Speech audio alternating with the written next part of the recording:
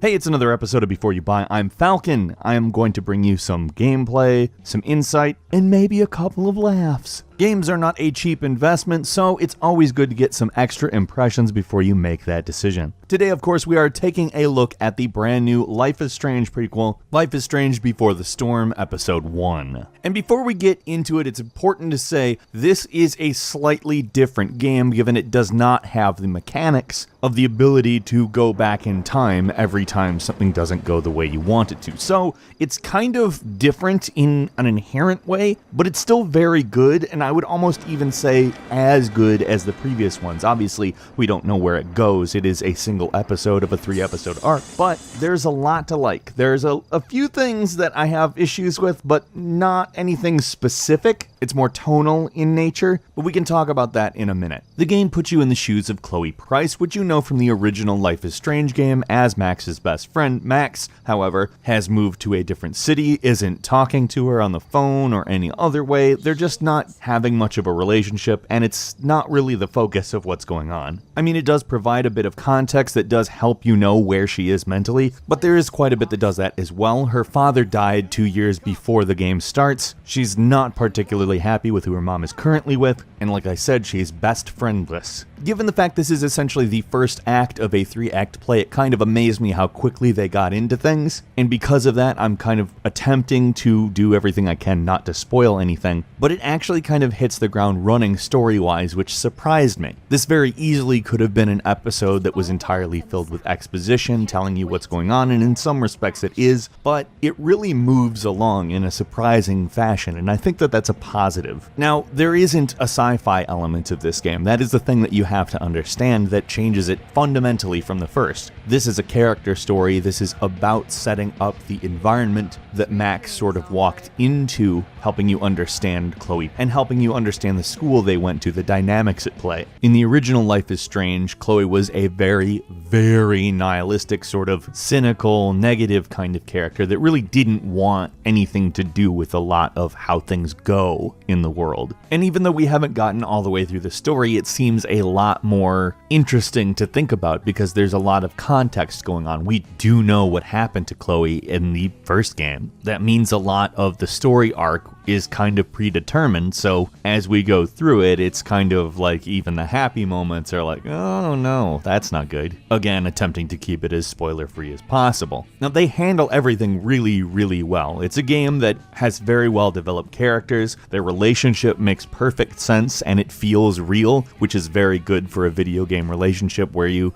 basically have to be in it. It's definitely a lot more overt than in the first Life is Strange, however, it is absolutely handled a bit better than maybe how some of the stuff that leaned towards it in Life is Strange did, if I'm honest. But now we've entered the area of tone, and I really, really want to talk about tone, because I'm really enjoying my time with this game. I want more time in the world of Life is Strange, and I don't really care that it's a different developer, because it seems as though it isn't. Honestly, this seems like a natural extension of the original game, but they ramped one little thing up that just kind of drives me nuts. Whenever Chloe has a quote-unquote memorable line, it is so teenage angsty that it's just impossible for me not to kind of cringe a little bit. And I'm not saying that to be overly critical because it's not terrible and sometimes it's even endearing, but they really went overboard with this. And I don't really know if it's the fact that they don't have the original voice actress for Chloe. Ashley Birch wasn't able to participate in this game due to the actors strike that was going on at the time. And I don't know if it's the writing, which Ashley Birch actually did participate in, or the acting, but on some level there is seemingly less in the area of subtlety, and I feel like Chloe is kind of a more overt, outward character than she was, and she was a pretty overt character in the first place, but still. Maybe it's attributable to the fact that she is in a time that she's much more in flux. She maybe knows herself a little bit less, and I think that some of this is understandable, but at the same time, it's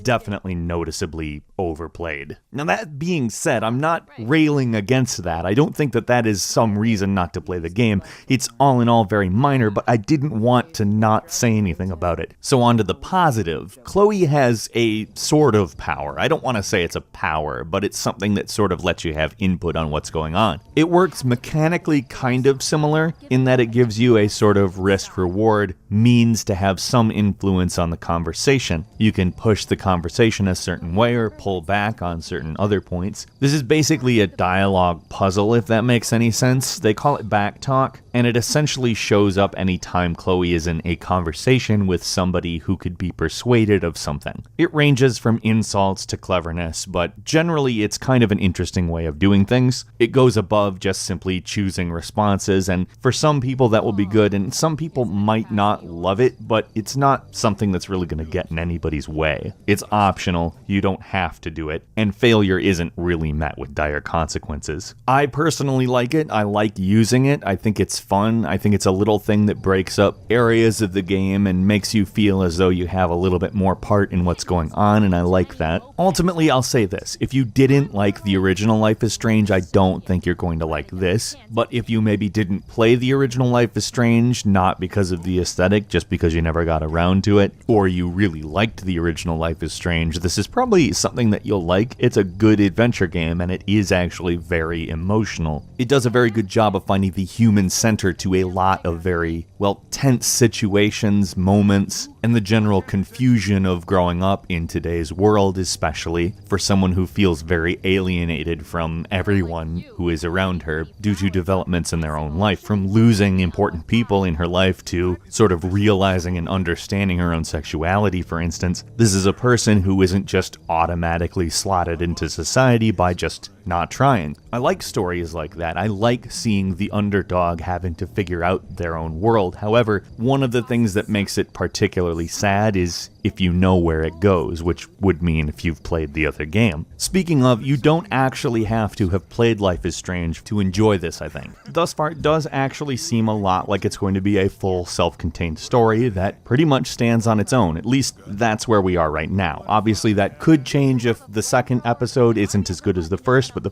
this is the first act. This is typically the least interesting act as far as the narrative momentum of a story structure. This turned out damn good. The graphics are a bit better than the original, not a hell of a lot better, but they didn't really need to be. This is the kind of game where the aesthetic matters a lot more than the actual graphic level. And on every level, this is a satisfying experience. Bearing that in mind, it's still the first episode of a 3-episode arc, so anything is possible, but at my current time, I'm very optimistic, I'm excited, and I can't wait to play more of Life is Strange. I basically think this is one of those games that will be great for a very large segment of people who like adventure games, narrative games, interactive stories, etc., etc. Obviously, given the content, there's going to be some people that don't like it. Not everybody loves the teenage punk, anti-establishment aesthetic, but if that isn't something that keeps you away from it, I think you'll enjoy it. Anybody who has bought the game, played it, and has some kind of opinion on it, we would love to hear that in the comments. You think it's worth it? I do, personally. I think this is worth a buy. It's $16.99 for the whole season, which is pretty low, and if you're only buying the episode, it's $6. That's, not a big investment, and you can find out if it's for you pretty quickly. Meet me in the comments, we can discuss the game further there. Anybody else who has any insight on the game, let people know. Obviously, the whole point is to help people know whether or not this is worth the purchase. Not necessarily to spoil things or to give everything away, but I don't know, I enjoy this game. If you like this video, please click the like button, and if you're not subscribed now, would be a great time to do so. We upload brand new videos every day of the week, and the best way to see them first is, of course, a subscription. As always, we thank you very much for watching this video. I'm Falcon. You can follow me on Twitter at Falcon the Hero. We'll see you next time, right here on gameranx.